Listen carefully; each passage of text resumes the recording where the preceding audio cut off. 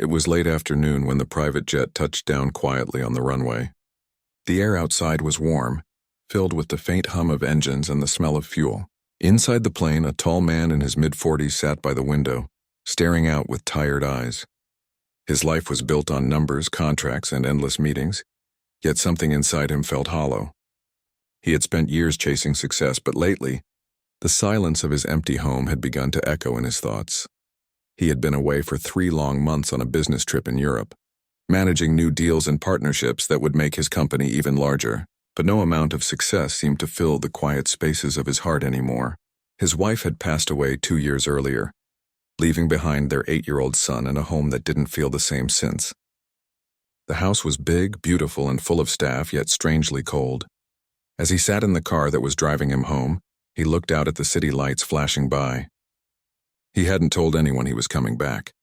Not his assistant, not his driver, and not the staff at home. He wanted to see everything as it truly was, not how people pretended it to be when they knew he was watching. But most of all, he wanted to surprise his son. He pictured his little boy's smile, the way his eyes would light up when he ran to him shouting, "Dad!" The thought brought a rare smile to his face. It had been too long since he had seen that smile in person. Usually it was only through short video calls between meetings, often cut short by poor connections or his own exhaustion. He promised himself that this time would be different. He would spend time with his son, maybe even take a few days off work. As the car approached the long driveway to his mansion, the sky had turned gray. The sound of rain began tapping gently against the windows. The house stood tall at the end of the road, its lights glowing faintly through the drizzle. Everything looked the same, clean, perfect, and lifeless. The driver opened the gate, but he told him to stop before reaching the entrance. "I'll walk from here," he said quietly. The driver nodded, confused but respectful. Carrying his small travel bag, the man walked slowly through the garden. The wet grass brushed against his shoes as he moved toward the front door. He used his own key to open it quietly. The door creaked a little and he stepped inside. The familiar scent of polished wood and lavender greeted him. He noticed that the house was silent except for the sound of rain hitting the windows. But then faintly he heard something, laughter. It was soft, warm, and carried through the halls. He frowned at first, unsure if he was imagining it. Then he followed the sound, walking past the empty dining room, past the tall staircase until he reached the living room. What he saw made him stop. There on the carpet near the fireplace sat his son. The boy was laughing, his little hands clapping in excitement. Beside him sat Grace, the housemaid, holding a book open in her lap. She was reading aloud, her voice animated, full of life, as if the story itself was real.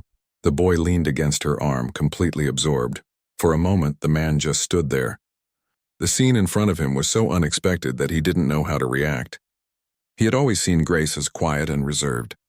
She did her work well, cleaning, cooking, organizing, and never spoke more than necessary. But the way she was sitting with his son, reading and laughing like a friend, was something he had never imagined. He felt a strange mix of emotions: surprise, confusion, even a little discomfort. But as he looked at his son's face, all he could see was joy. The boy looked genuinely happy, something he hadn't seen in a long time. His cheeks were bright, his eyes full of light. It was the kind of happiness that couldn't be faked. The man took a small step forward and the wooden floor creaked beneath his shoes. Grace turned around sharply, startled. When she saw him, her eyes widened in shock. She quickly stood up, setting the book aside, her face turning pale. "Sir, you're home?" she stammered. His son looked up in surprise, then jumped to his feet, his smile wide. "Dad!" he shouted, running toward him. The man bent down and hugged him tightly. For a brief moment, everything else disappeared. The confusion, the questions. Only the warmth of his son's little arms around him mattered. "I missed you so much," the boy said softly. "I missed you too," the man replied, his voice lower than usual. He looked over his son's shoulder and saw Grace still standing there, unsure whether to stay or leave. He told his son to go upstairs and get ready for dinner.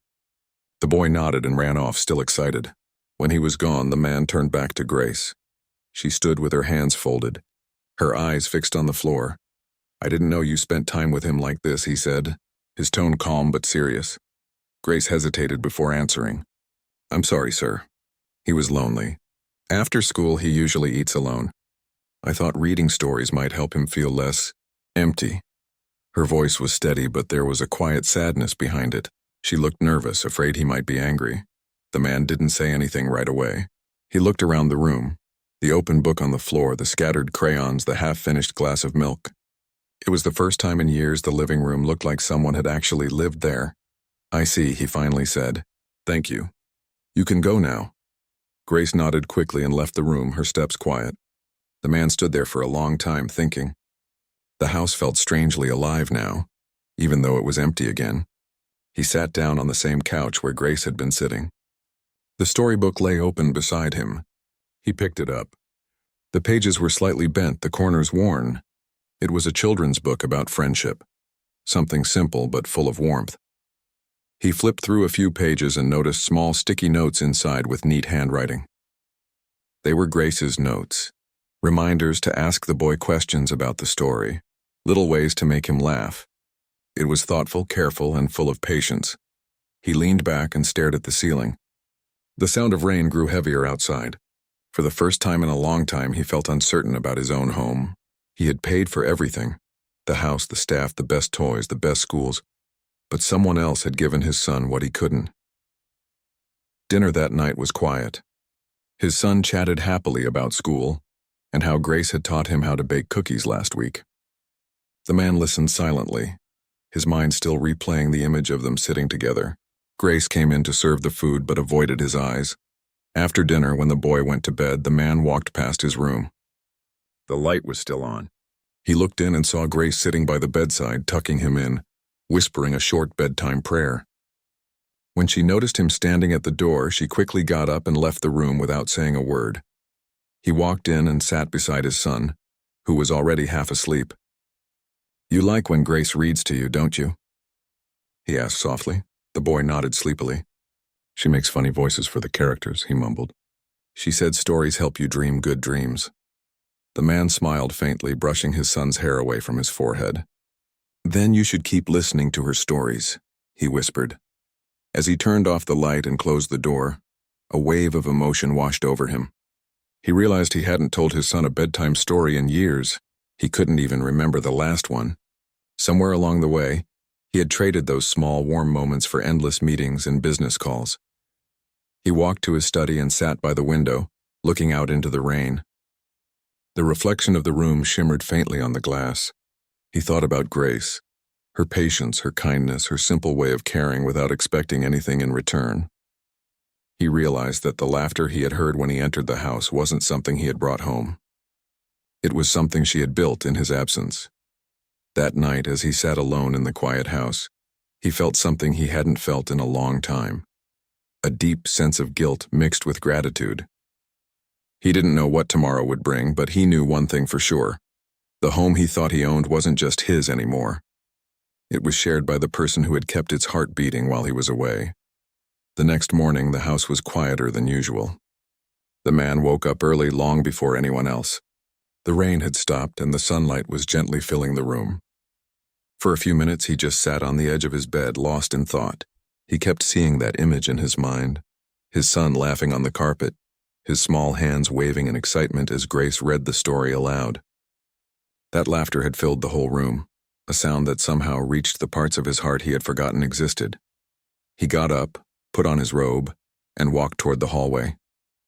The house felt alive again.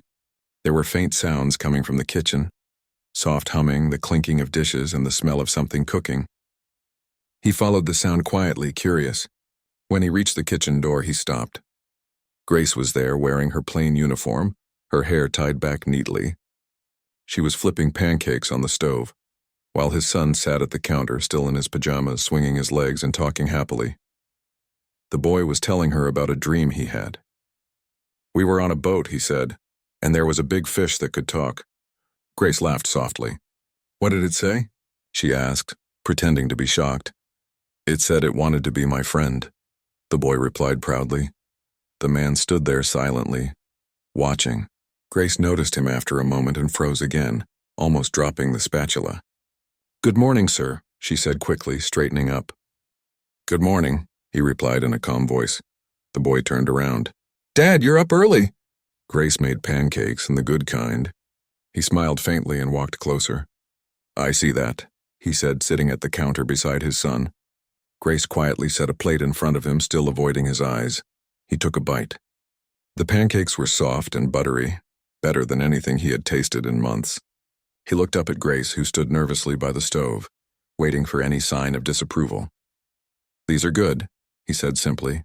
Her shoulders relaxed slightly, and she nodded. Thank you, sir.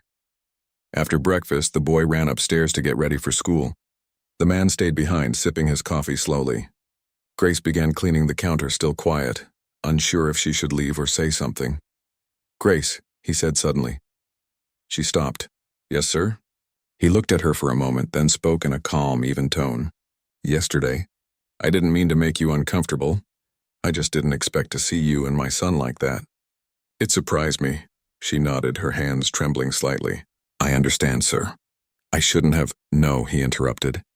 You didn't do anything wrong. Her eyes lifted slightly, unsure what to make of his tone. He continued. He looked happy. I haven't seen him laugh like that in a long time. Grace's expression softened. He misses you, sir. Every day. But he doesn't say it out loud. He tries to act brave. I just try to make him smile when he's sad. Her words were simple, but they hit him deeply. He didn't respond right away. Instead, he just stared at his coffee cup, feeling something heavy form in his chest. After a moment, he said quietly, Thank you for looking after him. Grace nodded and went back to her chores. Her movements careful, respectful. That day, after his son left for school, the man canceled his meetings. He wanted to stay home, to see for himself how things really were when he wasn't around. He walked through the rooms, noticing things he hadn't paid attention to before. The drawings on the fridge, the small toy car left on the stairs, the book left open in the living room. The house, which once felt cold and empty, now had traces of life everywhere. Later in the afternoon, Grace went about her usual work, dusting, watering the plants, and folding laundry. She didn't know he was quietly watching from a distance. She spoke kindly to the gardener, offered tea to the old security guard, and even gave the delivery boy a small snack when he came by. She treated everyone with the same warmth. He found himself wondering about her, where she came from, what her life was like before she worked here. He realized he had never asked. She had been in his house for 2 years, yet he barely knew her beyond her job title. When his son returned from school, the boy rushed inside, calling for Grace first, not him. That stung a little, but he didn't show it. Grace greeted the child with a smile, took his school bag, and asked about his day. He began talking excitedly about a drawing contest at school. The man stood nearby, pretending to read a newspaper but listening to every word. Grace knelt down to his son's height and asked, Do you want to practice drawing later? Yes, can we do it after dinner? The boy said eagerly. Of course, she replied. Something about the way she spoke, gentle, patient, reminded him of his late wife. There was kindness in her voice that couldn't be taught. That evening, the man joined them for dinner again. Grace had prepared a simple meal, rice, grilled fish, and vegetables. The table felt warmer than usual, filled with the sound of clinking cutlery and light conversation. The boy talked about school, about how he wanted to make a big, colorful painting to hang in the hallway. Grace encouraged him, telling him that his drawings always made the house look cheerful. After dinner, the boy ran off to get his crayons, and Grace started clearing the table. The man stayed seated, watching her quietly. You spend a lot of time with him, he said. She stopped for a moment, unsure if it was a question or an accusation. Only when he asks her, she said softly. He gets lonely sometimes. The house feels too big for a child, he nodded slowly. Yes, I suppose it does. There was silence for a moment. The soft ticking of the clock filled the air. Then he said, I didn't realize how much he needed someone around. I thought giving him the best of everything would be enough. Grace looked up for a moment, then spoke carefully. Sometimes children don't need the best things, sir. They just need someone to listen. Her words stayed with him long after she left the room. He sat there staring at the half-empty glass of water in front of him. He had built an empire, managed hundreds of people, and yet he couldn't remember the last time he sat down to simply listen to his own son. Later that night, he went upstairs. The boy's door was half open. Inside, Grace sat beside him again, helping him with his drawing. The paper was full of bright colors. A big house, a sunny sky, and 3 people standing outside. The man, the boy, and Grace. He stood there quietly, watching. The boy was explaining, "That's me and that's Dad and that's you. You're helping us plant flowers." Grace smiled gently. "That's beautiful," she said. He felt a lump in his throat. For a moment he wanted to step inside to join them, but something stopped him. He didn't want to break the warmth of that moment. He simply turned around and walked back to his room, lost in thought. That night, sleep didn't come easily. He kept thinking about everything, the laughter, the drawing, the words Grace had said. He realized how far away he had drifted from the things that truly mattered. Around midnight, he got up and walked to his late wife's old photo on the shelf. She was smiling in it, holding their son as a baby. He touched the frame gently. "You'd be proud of him," he whispered. "He's growing up kind. Because of her." He meant Grace. The next morning, when he went downstairs, Grace was already in the kitchen preparing breakfast. She greeted him politely and he nodded. He hesitated for a moment, then said, "Grace, would you mind sitting with us for breakfast today?" She looked startled. "Sir, I don't think that would be right." "Please," he said, not as a command but as a genuine request. "You've done more for this house than anyone." After a short pause, she nodded. They sat together eating quietly while his son chattered about school and his art project. It was a simple breakfast, but it felt different, warm, almost like family. When his son left for school, the man turned to Grace. "I want you to keep doing what you've been doing," he said softly. "My son needs that." She looked at him in surprise. "Thank you, sir," she whispered. As she walked away to start her chores, the man sat back and watched her for a moment. For the first time, he didn't see a maid. He saw a woman who had filled a space that money never could. A quiet, steady presence that brought life back into his home. And deep down, he knew that his unexpected return had opened his eyes to something far more valuable than anything he owned. The following days passed quietly, but something in the house had changed. The man noticed it in small ways. The laughter in the hallway, the smell of fresh food, the warmth that returned to the air. It was as if the walls that once echoed with silence were now alive again. Every morning his son left for school smiling, and every evening he came home running through the door, calling for Grace before anyone else. The man began spending more time at home.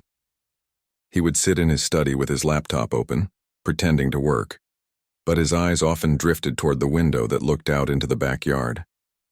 There he could see his son playing with Grace. They built little sandcastles together, chased the dog around the garden, and sometimes just sat on the grass reading books. The sight of it stirred something deep inside him.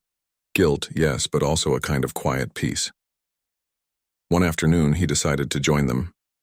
His son was running around with a small kite while Grace tried to help untangle its string. When they noticed him walking across the yard, his son's face lit up. "Dad, come help us." "It keeps falling!" He smiled faintly and took the kite. "Let me show you how to do it properly," he said. His son handed it over eagerly. Together they ran across the grass and the kite lifted into the air, catching the wind. His son shouted with joy, and for the first time in years the man laughed, really laughed. Grace stood to the side, smiling quietly at the scene. After a while, when the kite got stuck in a tree, his son ran off to fetch a stick, leaving him and Grace standing near each other. The man looked at her and said softly, "He seems happy these days." Grace nodded. "He's been smiling more since you came home, sir." He paused for a moment, then asked, "Do you think he was lonely before?" She looked down at her hands before answering, "Yes, sir." But not because of the house or the people. He just missed being seen. "Being seen?"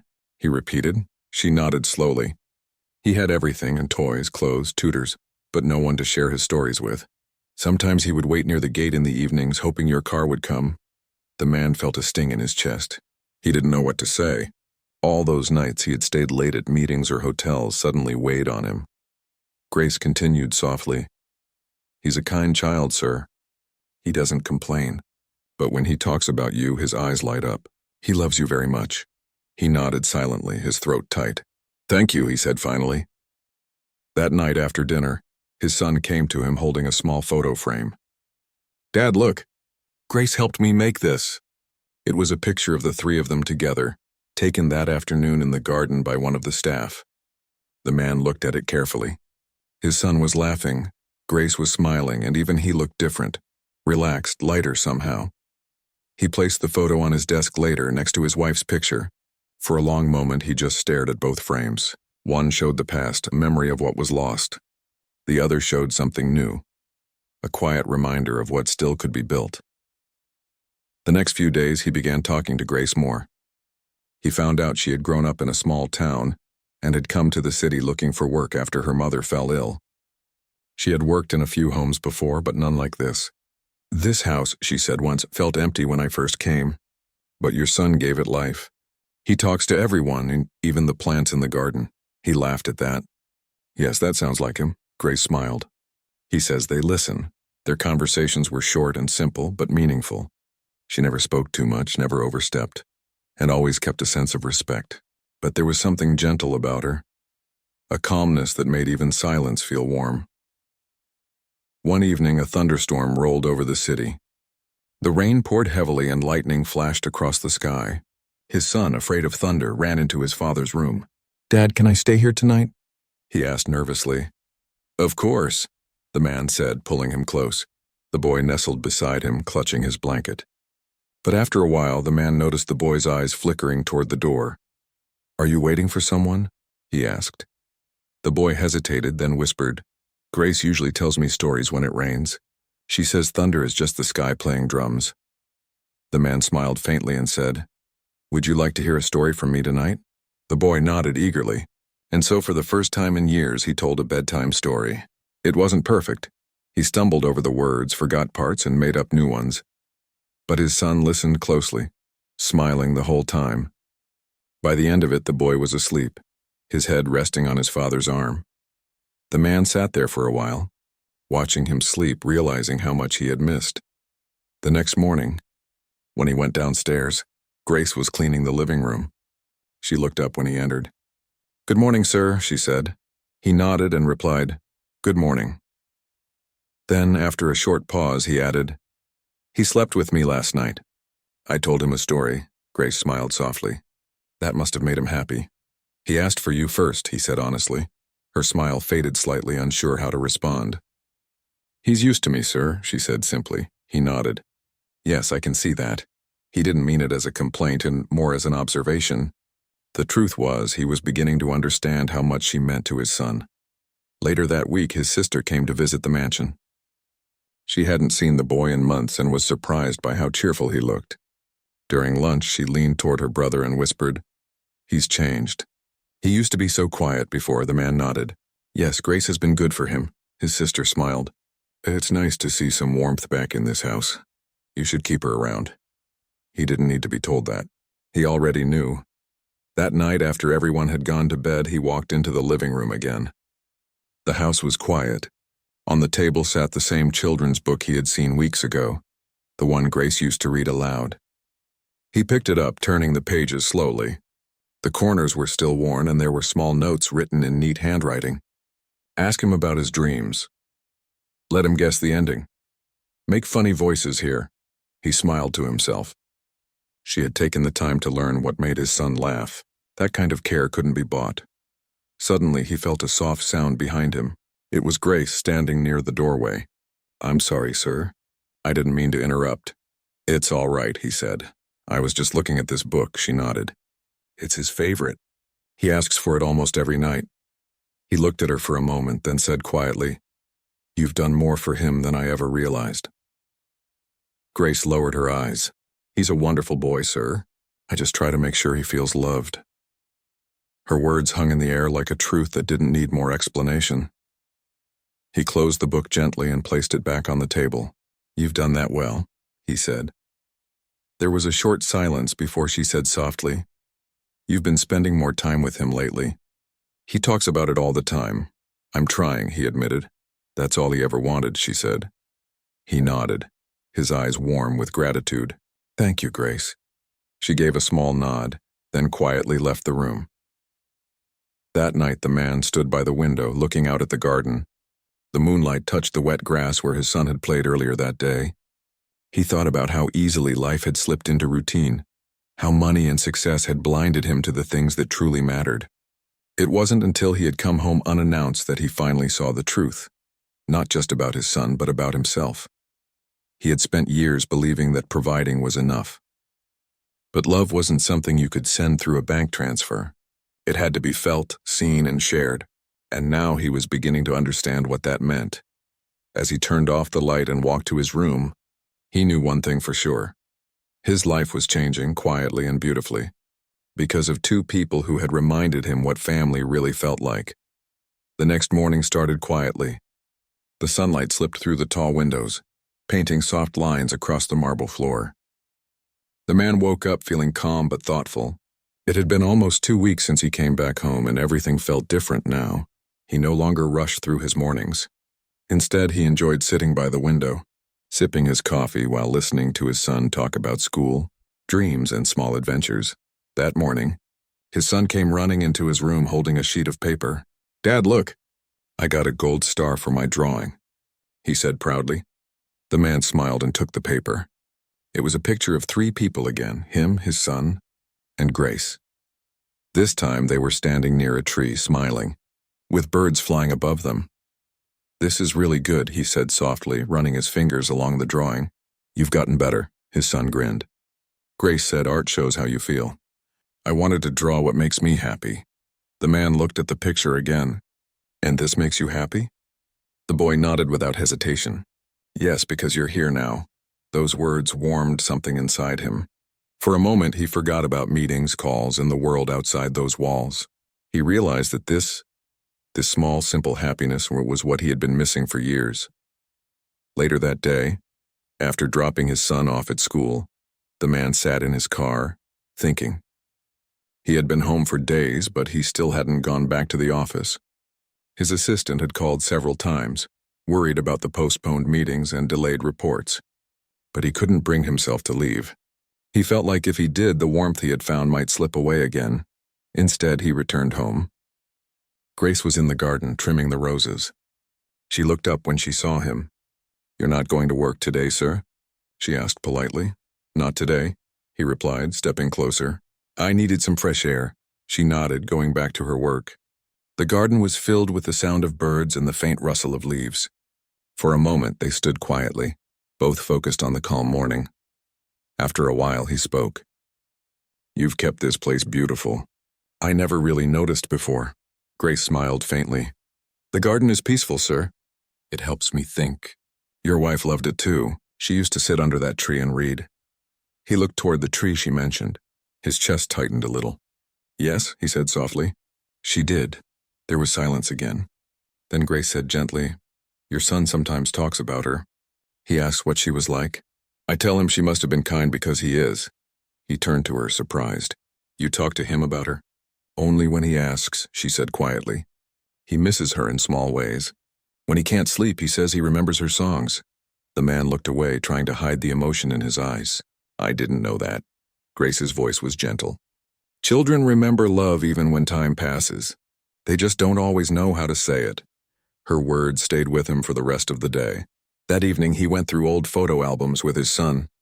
Together, they laughed at the pictures. His son as a baby, his wife smiling beside them, holidays they had almost forgotten. When his son fell asleep, clutching one of the photos, the man quietly thanked Grace in his heart. The next morning, he found her in the kitchen preparing breakfast. "Grace," he said, "you've done more for my son than I ever realized." "I don't think I've ever said it properly. Thank you." She looked startled, almost unsure how to respond. "You don't have to thank me, sir. I just care about him." "I can see that," he said, "and I'm grateful." She nodded slightly, her eyes soft. Days passed, and their quiet routine continued. The boy's laughter filled the house every evening. He drew new pictures, told new stories, and sometimes sat in the garden waiting for his father to join him. Grace remained her calm, gentle self, working, caring, and keeping the home warm. But one afternoon, a call came from the office. There was an important meeting overseas. The man had to leave for 2 weeks.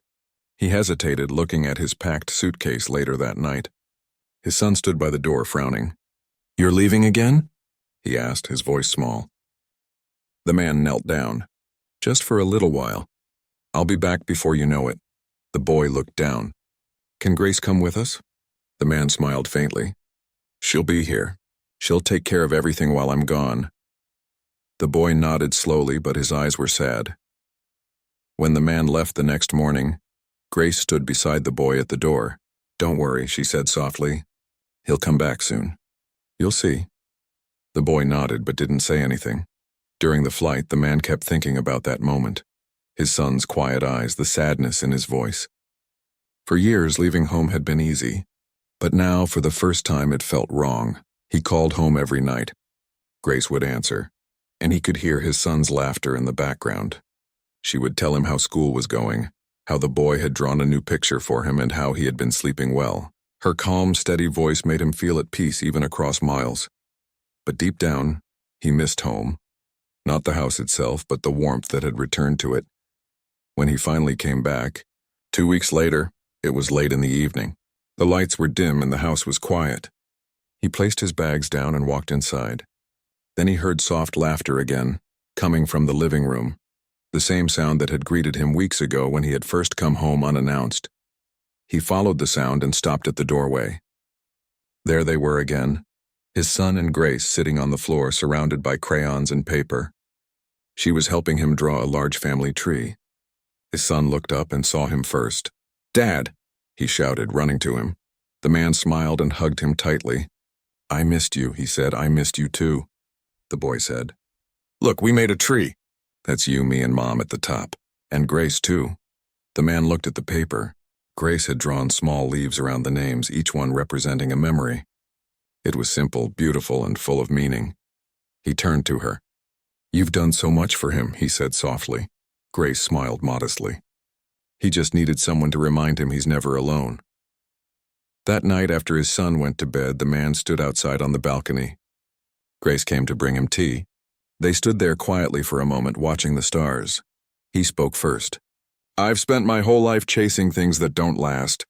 Money, power, recognition, but the only things that really matter are right here."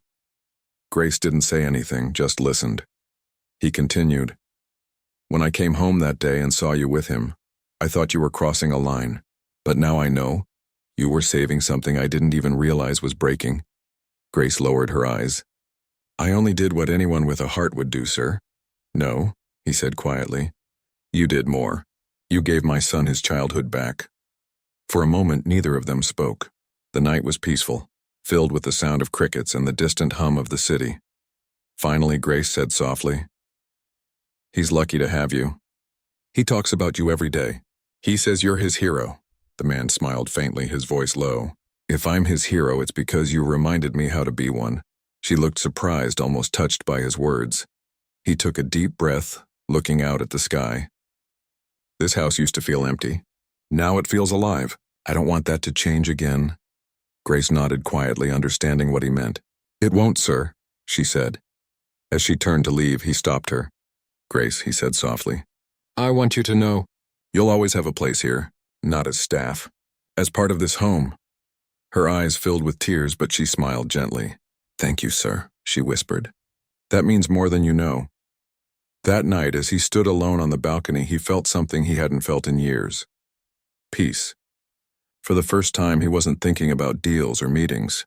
He was thinking about his son's laughter, the warmth in the house, and the kindness that had brought it all back. The man finally understood that true wealth wasn't the kind kept in banks or accounts. It was the kind that lived in small acts of love, in the people who stayed when life grew silent, and in the hearts that gave without asking for anything in return. He looked up at the stars one last time and whispered quietly to himself, "I'm home now. For real this time." The next few months passed like a quiet change of season. The mansion, once cold and still, was now filled with life again. There were mornings when the sound of laughter echoed through the halls, and evenings when stories were read aloud near the fireplace. For the first time in years, the man felt his home truly breathing. Every morning he would have breakfast with his son before work. The boy would talk endlessly about school, his friends, and the little projects he and Grace worked on. She had become like family now, gentle, steady, always patient. Her presence had woven itself into the fabric of their daily lives, and the house no longer felt like just a large building made of marble and glass. It felt like a home. One weekend they all sat in the garden together. The boy was showing them a science project he'd built, a small volcano that erupted when he poured baking soda and vinegar into it. When it bubbled over, he shouted with excitement. The man laughed out loud, really laughed, for the first time in years. Grace smiled, watching them both. Later, when the boy ran off to play with the dog, the man turned to her. "You've changed everything here," he said quietly. "I used to think this house needed more money to feel alive. Turns out it just needed more heart." Grace looked down, embarrassed by the compliment. "I didn't do much," she said softly. "Your son just needed to feel seen. That's all." He shook his head slightly. "No, you gave him more than that. You gave him warmth, and somehow you reminded me how to live again." There was silence for a while. The breeze moved gently through the trees, carrying the sound of the boy's laughter from a distance. Grace finally said, "He loves you deeply. He always talks about how proud he is that you're his father." The man smiled faintly. "I used to think providing was enough, giving him everything money could buy. But I see now he didn't need all that. He just needed me." Grace nodded. "Children don't count the things we give them. They remember how we make them feel." Her words sank deep into him. That night he couldn't sleep again, but it wasn't from guilt this time. It was from realization. He got up, walked into his son's room, and stood by the bed. The boy was sleeping peacefully, hugging his old stuffed bear. On the bedside table was another drawing. It was of him, his son, and Grace sitting together under the big tree.